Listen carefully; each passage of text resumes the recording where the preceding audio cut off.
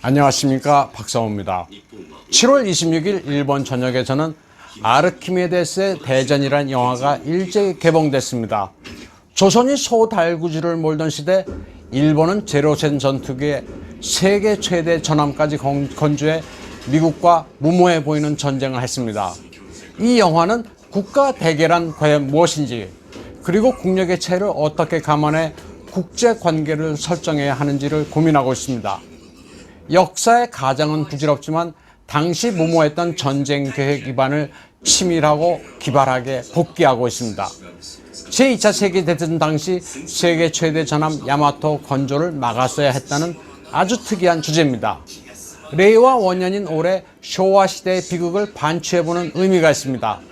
미타 노리우사 원작의 만화를 영화로 만든 것으로 특이하게 수학자를 주인공으로 내세우고 있습니다.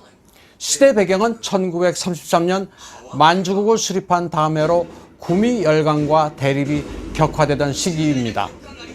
일본의 운명을 좌우하게 되는 신형 전함 건조 계획 회의를 둘러싸고 해군성 내부에서 진행되던 항공 주병파와 대함 거포 주의파의 파벌 싸움을 그렸습니다.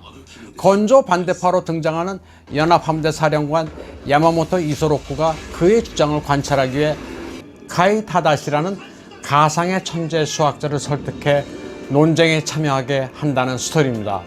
천재 수학자는 100년에 한 번 나올까 말까 하는 제대 출신의 수학자로 소자 계급으로 묘사됩니다. 군대를 혐오하는 수학자는 계측 마니아로 늘 줄자를 휴대하고 있으며 칠판에 수학 공식을 풀어가며 야마토 건조 계획을 반대하는 논거를 펼칩니다. 거대 전함을 건조했기 때문에 그 힘을 과신한 일본이 무모한 전쟁을 개시해 비극을 불러왔다는 게 영화를 관통하는 주제입니다. 야마토는 야마토급 전함의 일본함으로 길이 263m, 만재 배수량 72,809톤의 46cm 주포를 장착한 사상 최대 전함입니다. 1945년 큐슈 남쪽 해역에서 미군의 집중 공격을 받고 침몰됐습니다. 승무원 3,332명 가운데 생환자는 276명에 불과한 비운의 전함입니다. 아르키메데스의 대전의 주제를 한마디로 요약하면 일본은 왜 이길 수 없는 전쟁에 뛰어들었는가입니다. 전후 70년이 지났지만 야마토는 일본인들에게 깊은 인상을 남겼습니다. 지금 보시는 배경화면은 예전에 만들어진 남자들의 야마토라는 영화인데요. 이후 우주전함 야마토라는 애니메이션으로도 제작됐습니다. 당시 일본은 미국보다 가난해 양보다 질로 승부해야 한다고 여겼습니다. 예를 들면 미국 동해안에서 일본의 함대를 보내려면 파나마 운하를 통과해야 하는데 전함 폭에는 제한이 있었습니다.